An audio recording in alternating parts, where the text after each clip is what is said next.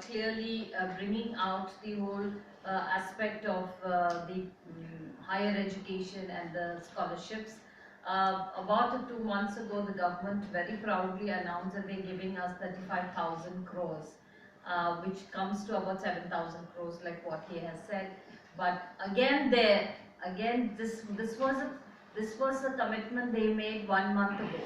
Even there, they have failed us. So we are just wondering, where is all this going? Is it just a rhetoric, a budget that is just a rhetoric and doesn't really have any in-depth meaning for the communities on the ground? As you all know, that we are living in unprecedented times with the COVID-19 that has hit us.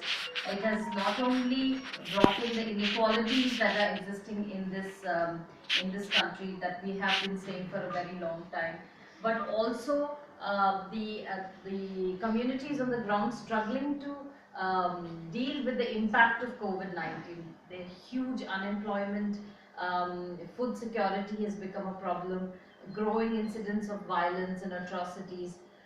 With all this, I think it is this budget should have been a promising budget for the communities. Let's find out what is the impact of COVID and budgets. I would request Pooja Parvati, who's an independent expert on budgets and has worked for several years on the issues of marginalized communities and other communities.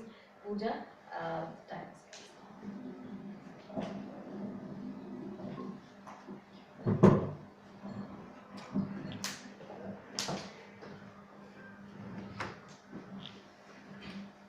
Thank you, Beena. Good afternoon, everybody. I think, like, yes, rightly Beena said that the COVID crisis that kind of, originated and began as a health crisis, it very soon developed into a global economic crisis. But what actually made it much more unprecedented was the humanitarian element of how it had a very wide-ranging, wide impact across, especially the most marginalized, the most vulnerable. And so the question that we have, and rightly what we should be posing this budget is, did this budget fulfill the promise of actually looking at the most marginalized, ensuring that the stimulus that is needed for creation of livelihood, employment, etc. is assured? Let's look at 4 points in this regard. The first is, the union budget has, the overall spending has not increased. It's actually maintained itself. It's flat. If you look at the 2021 revised estimate and compare it with the 21-22 budget estimate, it's very marginal. It's 34.8 lakh crore right now, and it was 34.5 lakh crore in 2021 BE. So that's actually, there has been no movement at all. That's the first thing. And as Adhikanda also pointed out, it hides many elements in it. So we have these new amalgamations that actually club OBC, SC, ST, everything into one bucket. We have several of these confabulations and formulations that we need to kind of look at more in depth. So that's the other thing, that we need to see that even that the size of the budget hasn't increased, and what is being provided is being sort of hidden under all these multiple umbrellas that have been created. So what we needed to see was a push to actually spending directly for direct income support for the most marginalized, for Dalits, for Adivasis, for Muslims, for the migrants, etc. But what we actually see is a push towards capital expenditure. And not to say that that is not needed, it is also needed. But what we needed to see is that it was not over a deprioritization of the most immediate needs, of meeting the most immediate needs. So if anything, and I think we would have seen the latest Oxfam report which talked about the widening inequality that has come in. So in just 1 month, over 1,70,000 people lost their jobs per hour. So what we really needed to see was sort of emphasis in that area alone. So that obviously hasn't happened. The second point, in her budget speech yesterday, the finance minister mentioned that they now need to have to borrow a lot of money to cover the gap between what is the proposed expenditure in this budget and the revenue that is being collected, the proposed revenue collections. And that is what we call as the fiscal deficit. That's shot up to 9.5% this year. however, and it was also said that this fiscal deficit increase is because of funding the stimulus package. But that's not the case, because let's look at another number, and these are all government numbers. We heard that the total amount that was spent for the Atmanirbhar Bharat, there were one, two, three packages that were announced last year. The total kitty was 27 lakh crore, which amounts to about 13% of GDP. This is RBI's own estimation, and the finance minister mentioned it yesterday.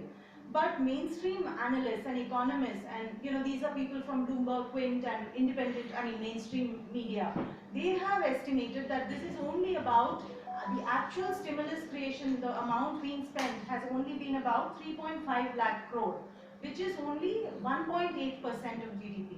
So you can see that there's a huge slip between the cup and the lip, of course. So that's so the fiscal deficit increase is not owing to the purported spending on the need for income support, etc. But it is on actually because there's been no revenue collection, and that's what has been sort of the reason for that. The third point, we heard as part of the COVID package, a lot of it under the Atmanirbhar Bharat was around Pradhan Mantri, the Garib Kalyan Yojana, and all of those various schemes, etc. And these are all very important schemes. And these actually have immense significance to sort of promoting employment and other opportunities for the most marginalized. Now, so instead of actually increasing allocations for many of these programs, rural development programs, etc., what we see is a significant cut in these programs. And the document that you'll receive today, you'll also see there that a lot of these schemes, for instance, PM Kisan, interest subsidy for short-term credit to farmers, PM Asha, Umbrella ICDS, the LPG subsidy, which is the Ujjwala scheme, Indira Gandhi National Old Age Pension, Disability Pension, the Widow Pension Scheme, and MGNREGA. When you look at all of these, you see that there is significant cuts that have happened. And finally, the most important crisis that happened was the wage crisis. So we were hoping to see that there would have been a huge, focus that would have been put towards this area. But when you look at the allocations for the unorganized sector workers, and there was something in 2021, all of it has been scrapped. So clearly what we see is that the Union Budget 2021 actually has wished away the crisis almost. It seems like, okay, तो हुआ ही नहीं, हमारा मतलब सब जैसा था वैसा ही चल रहा है. It's like business as usual. So clearly it's almost also the same as somebody is just recovering, hasn't learned to walk, still using crutches and broken crutches at that, and you just snatch away the crutches. So it's almost very similar to that, how at least that's what we see that the budget has done to the response to the COVID crisis. Thank you. Pooja, have you calculated the direct cash transfer amount? Have you calculated that? Could you explain what the direct cash transfer is? DBT, Yes. direct cash. That's under many areas, right? Many Have schemes are there. calculated. Yeah. What is the figure this time and what was the figure last year? But that, you mean to say, are you saying that that should be sufficient to cover the No, sort of I huge? want to know. I want We to can know. share that I'm not with you. saying that it will be sufficient or Sure, not. sure. But I want to know. Sure, we'll share that. This has come last year. It was allocated last year, the package of Now, what you 20. promised in the budget for the direct cash. Yeah, that one of the calculations that seem is out of 27 lakh crores, 27 lakh crores. only 2 lakh crores seem to have directly Yeah. has some fiscal impact, Direct income support. income support to the communities. The rest is not, is a kind of tax and monetary revisions. Yeah, it's all monetary policy, credit, etc., loans, which will not, people might not really take loans. It's about 10%. But you should have mentioned that in your study, the direct cash transfer. Yeah, but then, Compared it no, with it the doesn't previous appear. It doesn't appear in the budget books. Sir, what we have done this year. time You is, should have calculated that. no, it doesn't appear. It doesn't appear. Because that will come next year, when the RD comes, then we will be able to see. What we have is only what the government reports are saying. So because this is only a budget analysis, we are not able to see, like for example, all the other figures that what she has said is, it can be found in these allocations here. But those we have not yet, because those will come only appear after the audit comes next year. And the standing committees will have to meet. So that's the reason. Whereas the other figures that we are giving, everything that has a relevance in this. Sir ये Eklavya school के लिए जो पैसा अभी बढ़ाया है उन्होंने 48,000, क्या वो वाजिब है?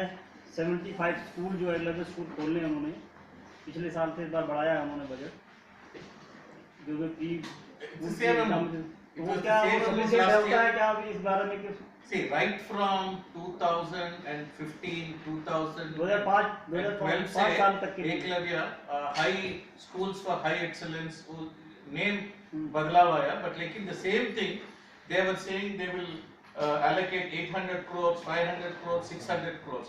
Expenditure कोई नहीं हुआ. एक्सपेंडिचर को नहीं वो सफिशिएंट है अभी मानते हैं 64,000? No.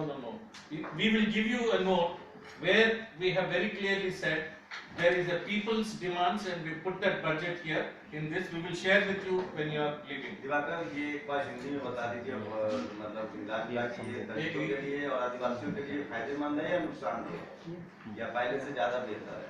तो हिंदी हम ये प्रेस कॉन्फ्रेंस आने के बाद हम बोलेंगे 2 मिनट दीजिए। बाइट ले लीजिए। एकलव्य स्कूल का एलोकेशन जो बजट आवंटित हुआ है 1418 है इस बार। तो we have to see whether पिछले बार का यूटिलाइजेशन हुआ है या नहीं। We can give you that information as of now. Budget में बताया ना 45,000 से 48। No, it's 1418 under the Ministry of Tribal Affairs. वो जो कल वो ऑडिट में जो है, एक ग्राउंड रियलिटी इस कंपनी